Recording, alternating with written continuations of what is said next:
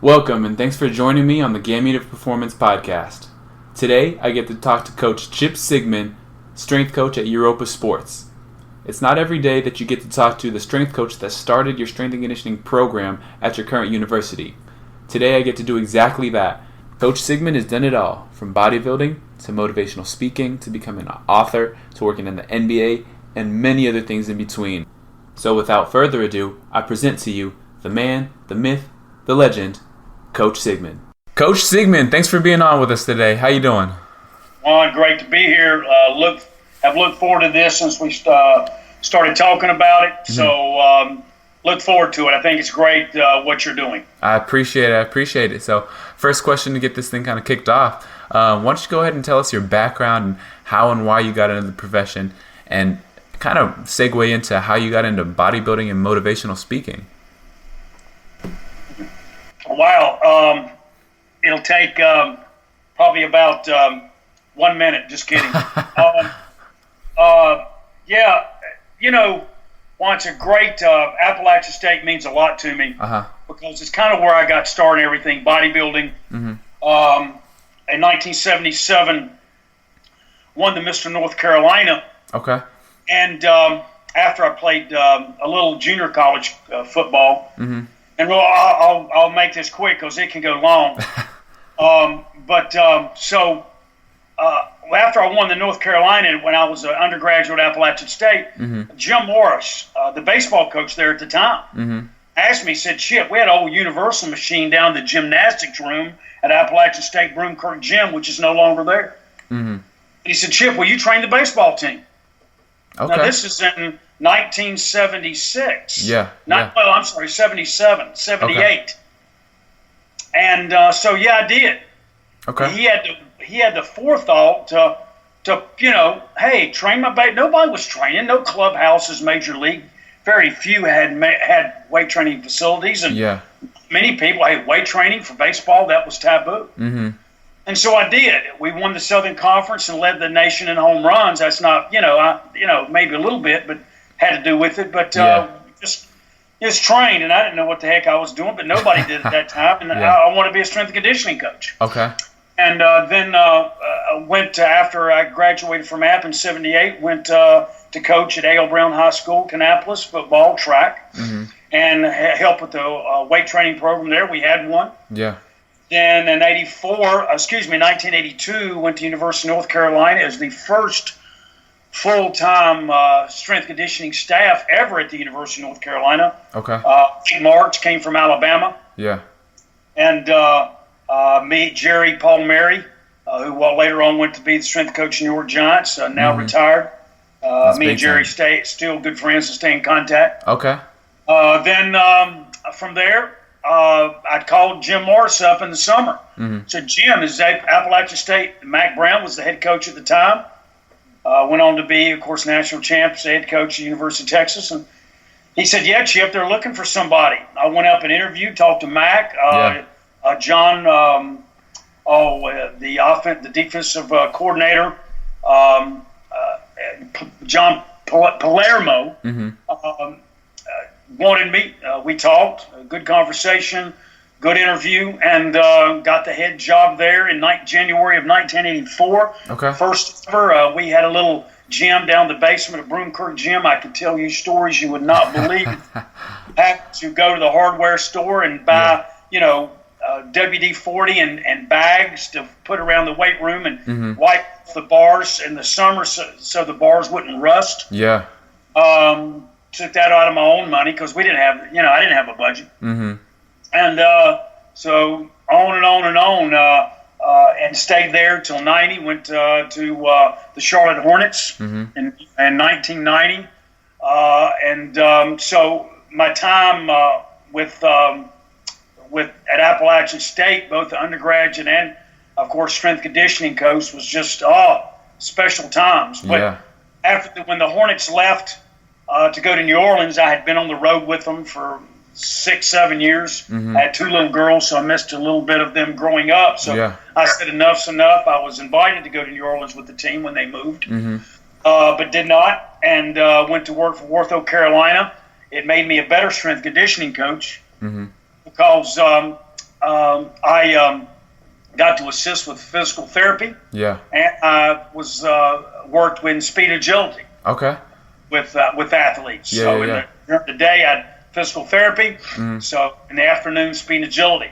Okay. And then 7.5 years ago, two of my friends who own Europa sports products, I would do some training on the side with athletes there, or personal training, because my daughters were into horses and gym and cheerleading, and so extra money. So they at Europa Sports had a 3,000 square foot weight room for the employees. Said, Chip, you come you run your business out of here and help our employees. Yeah. Now I'm the strength and conditioning coach, have been for 7 years at Europa Sports, help their employees, but yet have athletes and clients in here. It's a good situation. Yeah. We've had very blessed one to have a lot of athletes. I've got Cody Miller. Okay. McAteer from Wake Forest. He'll be in about 30 minutes. Okay. Mason Rudolph. Yeah. Who signed with with Pittsburgh Steelers, played at Oklahoma State. Yeah. He was in. I've been training him since 9th grade here. Okay. Wow. Kennedy Meeks will be coming in about 10 o'clock today. University of North Carolina. Yeah. And some smaller guys. Some Max Hooper plays Canadian basketball, trying to make it an NBA. So, are well-rounded. Got some high school athletes. Yeah, it's a good spread. Baseball. A kid just signed University of North Carolina baseball. Okay. So I train them all. So one, it's different, and I'll finish here. That I wear a lot of hats, helping employees when they need it. I took somebody through a metabolite 4-strap circuit today on legs, bodybuilding. Okay. But I got to switch gears now, because now I'm going to be training athletes. Yeah, that makes sense. And I've got a lady from Russia in around 12:30. Okay. She just does some fitness stuff here at Europa in our accounting department. Yeah. So I'll go from basketball, maybe to football, maybe to baseball this afternoon. Okay. So but I enjoy it. Yeah. Europa is the largest distributor of nutritional supplements in the country. Okay. And so we just distribute. And so I've always been big into nutrition. And so I'm one of the few, and very proud, because of some hard work. Yeah. And studying, that to also be certified strength and conditioning coach, but also certified sports nutritionist through the ISSN. Yeah, wow. Strength coaches. And so I'm 62, which is not old, but as we've talked on the phone, and we talked, you were so kind when I went up to Appalachian State and walked around, you jumped right in. I said, can I help? And you said, my goodness, I'll never forget that one. And I appreciate it. To me. Yeah, going that was a great old time. stomping grounds and looking over and seeing my old office. Yeah. Years ago. But, the passion is still there. Never, if the passion's not there, get out, no matter what you're doing. Yeah. So I really believe that. We talked to before. I'm still ruthless and relentless in my pursuit of knowledge. At this age again, which is not, but you know what I'm talking about. It's still there after 40 years. Yeah, lifelong learners, exactly. Yeah, I did a podcast with the NSCA over Christmas. Hadn't aired yet through the NSCA, and the guy looked over at me. He said, "Chip, you've been doing this 40 years." And then I'm thinking to myself, where did you get 40 years from? I said, well, you do the math. I guess I started in 78. So, it's so it has been a long time, but the passion is still there. Good. How did you kind of make that transition into motivational speaking from bodybuilding and strength and conditioning? Oh, that's a good question. I have a saying. It's on our weight room doors. We have 2 doors leading into the weight room here at Europa Sports, and it says, "Bring the energy." Yeah. And I think that's life. You got to bring it. But the world we live in today, so many things can get you down. Definitely. Oh, it's anxiety, depression, everything is rampant. Exactly. Now, that's what great thing about athletics and college is, man, you're around young people all the time. The energy is there for the most part, but in the real world, it's difficult for the average, raising a family now in today's world. Yeah. Just an average day. If you have an average day, you're very blessed. Yeah. So, people need, I don't like to call it motivation, but you want to give inspiration. Motivation will only last a day. Yeah. Inspiration can last a lifetime. Yeah. But everybody needs a little, I'm never, just like my athletes here, is that I'm always an encourager. I never embarrass people, especially in the workforce. You don't do that. Yeah. But I just always lifting people up. And now you got to push them. You don't say good job just to say good job. But if they're doing a bad job, you let them know. If they have more, let them know. But, you just got to, encouragement is that's why the minister Joel Osteen's so popular nowadays. He gives people hope, and people need that. So people need, to bring the energy every day to get around those obstacles in life. I think that's what you have to do. I don't have a fear of speaking in public. I've always just got up and started talking. I'm not that good.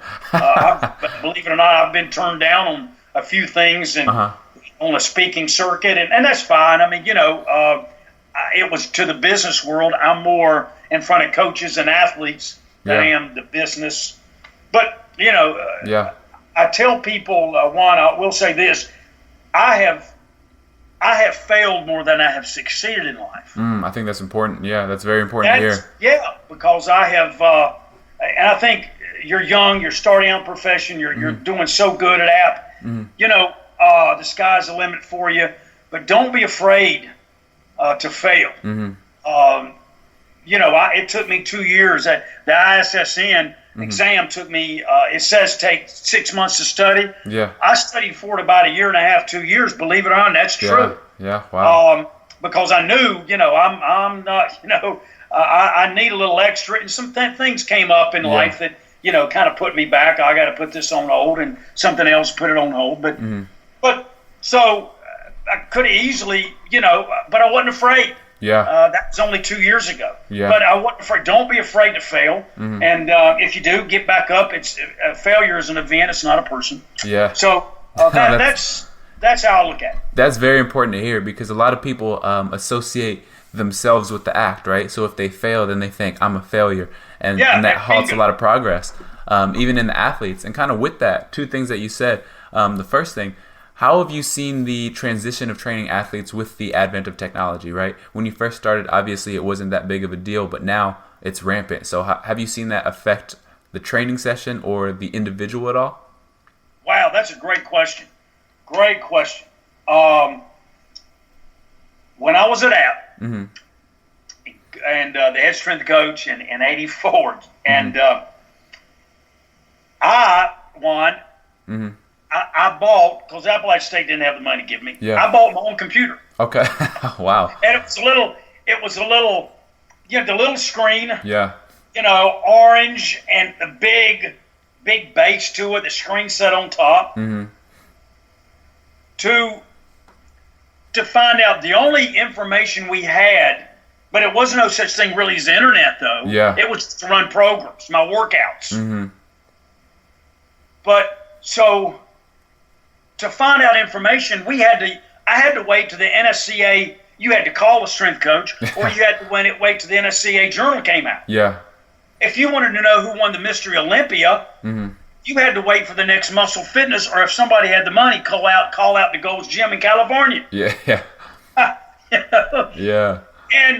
And so the technology is big. I took a computer programming class at Appalachian State to help me with the computer. Yeah. To run my programs and my workouts on. Now, most workouts, and you just typed them up on Word. Yeah. But through Excel, now you've got, I'm going to hold up my phone. Yeah. And we've talked about this one, this morning, I came in to work. Mm-hmm. I listen to Jocko Willink, Navy SEAL. Mm-hmm. Excuse me. Yesterday, I listened to coming into work or sometime and maybe leaving work. Mm-hmm. Eric Helms, exercise scientist. Okay. Mike Israetel. Mm-hmm. I could go on and on with people that I listen to, and the knowledge never stops. So you've got, if you don't know how to do something, mm-hmm. I remember I had an athlete, I used to teach kettlebell, the Turkish get-ups all the time at Ortho Carolina. I had an athlete the other day, Coach, will you teach me a Turkish get-up? Of course. Well, wait a minute. I couldn't remember one of the techniques. Mm-hmm. I went in my office, grabbed my phone. I had a video pulled up in 15 seconds of a Turkish get-up. Yeah, I forgot that one detail. Yes, because it's been a while since I've taught. Definitely a blessing for sure. But it's incredible how the technology is just. Oh my goodness! So that in a nutshell, it's changed. It's changed everything. Yeah. And here's the deal, though. It can be bad because, and I'm sure you probably run into this. Mm-hmm. You've got a program there at Appalachian State that you guys do. Mm-hmm. And the athletes will say, I saw this, and I saw this, and I'd rather do it this way, and you've got to be very selective. Yeah, that's a good point. I could name some websites out there that I just cringe sometimes that I see articles or I see things on that is just, are you kidding me? Yeah, that's huge, And athletes, so you've got to be very selective. Mm-hmm. With that negative, listen to the videos. Sometimes I just cringe. With those negative side effects, that's a good point. Have you seen it negatively affect social interaction at all? Because 10, 20 years ago or whatever, athletes weren't so into social media, but now it seems like a prerequisite just to be, young. You have to have social media, right? Have you kind of seen that or negatively affect? Yeah. Well, here's a couple things. Mm-hmm. On Saturday mornings, me and my workout partner, I still train pretty hard. Yeah. I'm limited to some things I can do. Yeah. But we'll go to to get out of Europa sometimes because I train here. But sometimes I'll go to a gym across town, an awesome gym. Yeah. The Fitness Factory. Okay. And a lady friend of mine owns it. Mm-hmm. And I'll just be walking around, and I always like to make eye contact, but I feel like writing an article on it sometimes. Yeah. The Walking Dead. Yeah. Zombies, because they walk around with their earphones in their ears, and that's fine. Mm-hmm. But at least acknowledge, hey, how you doing, or your head. But they'll walk around, and they don't. It's the world we live in today. Yeah. Everybody's in their own zone. Yeah. But then you'll see. But that's from a social. Mm-hmm. But everybody's got to post something. Mm-hmm. I'm doing this or I'm doing that. Hey, I'm going out to get a pizza today. I got to let the world know. Yeah. And I'm not that way. I have two things. I have my website and I'm on Facebook. That's it. Mm-hmm. And of course email. It's the business ones. Yeah. But my website and Facebook, and that's about it. And I don't get in to a lot of things. I know people post things. I don't like the political stuff. I don't like this certain stuff. Mine is just mainly articles I write or send something to somebody, exercise, nutrition. Mm-hmm. I don't get into that. We've got enough of that. Yeah. But so everybody now you can't look a person in the eye and interact. Yeah. And feel I'm talking. So I'm kind of getting away from that. But what we're discussing. But I want to go back that everybody wants to post what their workout they're doing, what's this and what that, and that's good. Mm-hmm. But I like, if I'm the strength conditioning coach has a really hard time in collegiate setting because there's a lot of, hey, I got to get this right or the athletes will know. Yeah. If it's not or not, if it's a good workout or not. Mm-hmm. No, for sure. That makes huge sense. You know what I mean? Is there any difference that you've had to make as far as adjustments in your delivery and connecting with them while you coach them these days? Yeah. Yeah, their attention span's not long. Mm-hmm. Now, Yeah, my situation in here is the athletes can come in here. Mm-hmm. I know when they're coming in, Yeah. but I may have 3, 4 athletes at one time, different things, doing different stuff. Mm-hmm. And I've just, you do this so long. Yeah. When I was at Ortho Carolina Physical Therapy, I would kind of got used to it. I worked with 3, 4, 5 patients at one time, Yeah. which is not really good, but I did. But and sometimes just see how many I could work at one time. Mm-hmm. But Ortho Carolina would have, wouldn't like that. But anyway, so I've got to really, I watch, and I got to step in my office just a minute here. Yeah. And I've got a window where I can look out in the weight room. Yeah. And I'll come back and I'll see somebody doing totally different. I don't like my athletes to have their earphones in. Yeah. While I can instruct, you're probably the same. Don't do that. Exactly. But you have to say their attention spans are not long, and so you have to. They like something. I know the athletes I have to stay on. I have to be with the athletes. I can just. I can leave alone. I know they'll be fine. But I bring the energy. I like bringing the energy. So I like being with them. Yeah. And pushing them and encouraging them. I'll always tell my athletes, we got to get better today. Yeah. Or did you get better today? Yeah. Don't leave the weight room. And you're the same way. I'm all strength coach. Did you get better today? If I can only get 1% better, then that's worth it. Hope it's more. But if I just get 1% better, that's worth it. Exactly. No, that's good. That's good. Kind of moving forward, right? Kind of tell us some of your time in the NBA and what were your biggest takeaways with working with some of those caliber athletes? Wow.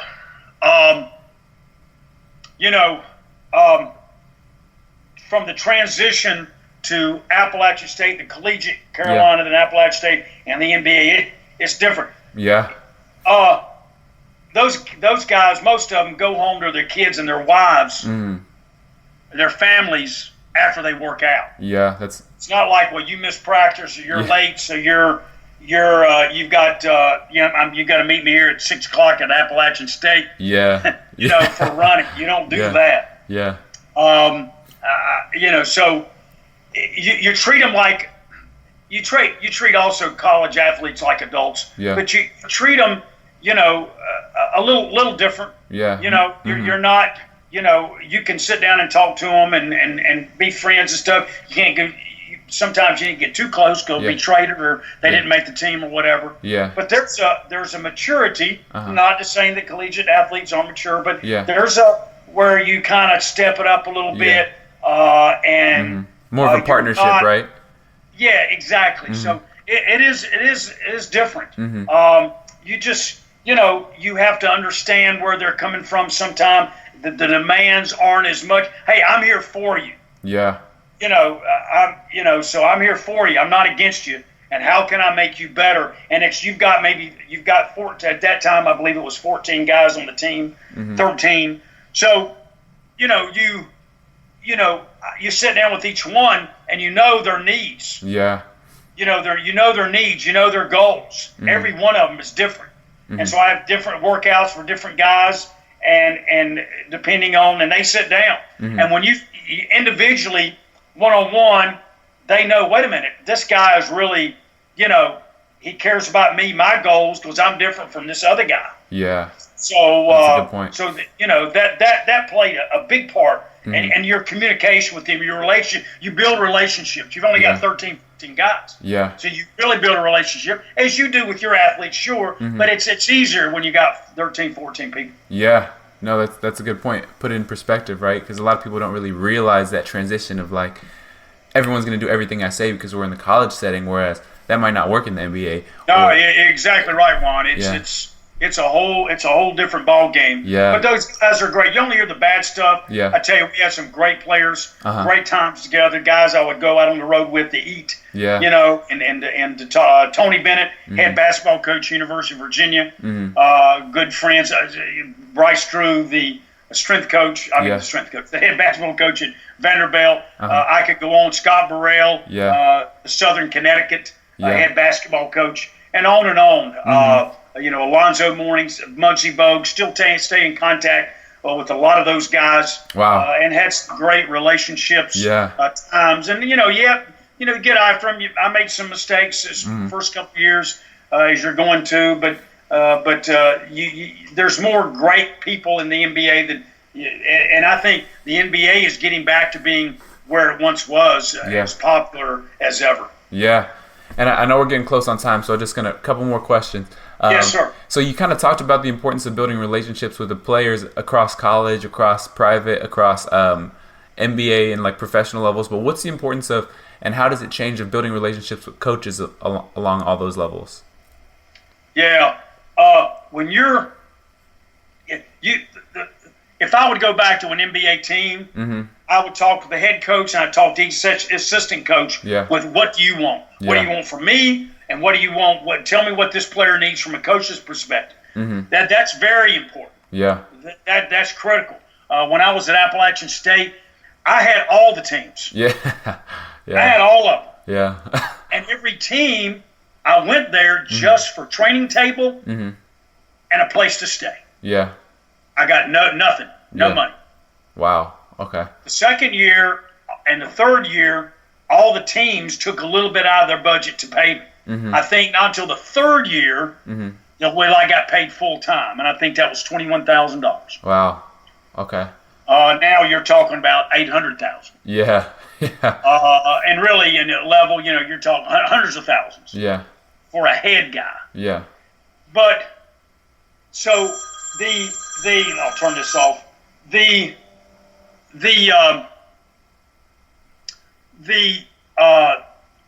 communication. When I was at the communication, I went to every coach on every team at Appalachian State and sat down. Yeah.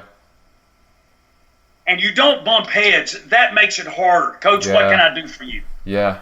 What do you want? And I was too hard-headed at that time, my ego and everything, and I've learned. But, man, what you've got to do, is let that coach know you're on their side. That's one thing and the head football coach or whoever it is, I'm on your side. Yeah. What you want done, coach? Yes, it'll be done. Now, you may say to the coach, just not going to lie down and play dead. Coach, here's my perspective, but first of all, it's going to be done your way. Yeah.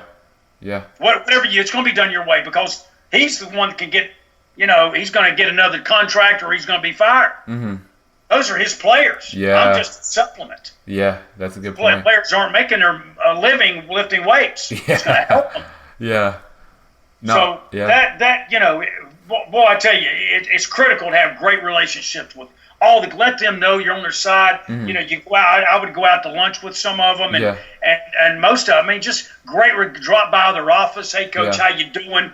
And if I'm doing, Chip, you didn't do this right. Fine, good. Tell me what I can do. How can I make this? How can I make this better? And being so and not being so defensive. Yeah. Look yourself in the mirror. You take ownership. As Jocko Willing talks about all the time. Take ownership. Yeah. If you haven't got his book, a book I would recommend is Discipline Equals Freedom. Okay. By Jocko. Yeah. Discipline equals freedom. And holy cow! So that's what it's all about. I gotta wave to somebody here. Corey Miller from Wake Forest is coming in. So and keep going. Okay. No, I'm on stop. We're good. Continue. Go ahead. Yeah, we just got a couple more questions. So what would you one or two things that you felt like would have been super useful for you to know along your path coming up as a young coach, or useful for coaches now coming up? As we've talked, the relentless pursuit of knowledge. Yeah. And you're going to when you're young, a young strength coach. Get better. Yeah. And stay humble. Yeah. Stay humble. And that's what I try to do. Been doing this for 40-some years. Yeah. I tell you what, the young guys coming up, I look, holy cow. The competition is so fierce. Yeah. Get as many initials beside your name as you can. Yeah. No, that's a good point. Yeah. That's very important to you. Education. Just to get them to get them. Yeah. But see, the athletic director looks at that. Boy, he can do this. He can do that. Yeah. I'm one of the few coaches in the country who also strength and conditioning coaches certified, who's also a certified sports nutritionist. See, so an AD looks at that. Hey, I can use him for this. Yeah. So just stay hungry, stay passionate. We've talked about this one. When I go to lunch today, I will get my phone and I will be listening to a podcast or YouTube. Yeah. You can find out, it used to be, find out a lot about a person by looking at their checkbook. Well, you don't use checkbooks anymore. Yeah. Find out a lot about a person. Let me see your phone. What have you been listening to? What have you been looking at? Yeah. I'll tell you right now, I've been listening to T.D. Jakes. Okay. I've been listening to Billy Graham. I've been listening to Jocko Willink. I've been listening to every exercise and sports nutritionist there is. Yeah. And motivation, spiritual, whatever. I've been saturating my mind with knowledge. And if somebody knows something, it's just like in the NBA. If just say B.J. Armstrong, remember B.J. Armstrong? Yeah. He came to Chicago Bulls. He was Olympic lifting in Chicago. I knew how to Olympic lift. I could help him. Yeah. Exactly. So if an athlete, I got Corey Miller sitting here in front of me now, getting ready to train him from Wake Forest. He may do this and that. I've got to be. If he wants to do it, he'll do it. I got to find out his goals, his needs. But if he wants to do something, I got to be familiar with it. Turn his get up, snatch, clean. Of course, you've got to be as a strength coach. But if I need to be high intensity training. Yeah. And interval training. Yeah, everything. And if he needs to know about some nutrition, well, of course, I'm certified now. I can do that also, and certified in Olympic lifting level 1. So that's super important. There's a young strength coach. Boy, you got to be ready to put in some time. Don't ask me. Well, how much time do I get off vacation? If a guy says that, that ain't gonna work. It's not gonna work out. Yeah, definitely. He's not the guy. My interns. Well, how can I have this day off or that day off? And my interns, they have to be on time because I've got to prepare them for the job they have. Yeah. Coming up. It's big time. And then kind of the last few questions, right? You kind of mentioned some of the things you were listening to. Are there any books that you recommend? I know you mentioned that one earlier by Jocko, but any other books that you recommend for young coaches in the field? Anything that really stood out to you? Starting Strength by Mark Ripito. Okay. Because we've got we're going so far out and trying to reinvent the wheel. Yeah. I like what he talks about, the bench, the squat, the deadlift, and the overhead press. Yeah. Now, he likes low bar squat. I like high bar. Just squat, whether it's low bar or high bar. Yeah. So there's a book that I'm reading, and I have to read about a page at a time because it's so intense and deep. Rick Berner, the explosive ergogenics for athletes. Okay. Ergogenics is supplements that help improve performance. So I'm reading this book now. I'm always reading. So read books. Yeah. What do most millionaires have in common? They have a library. Exactly. Far from it.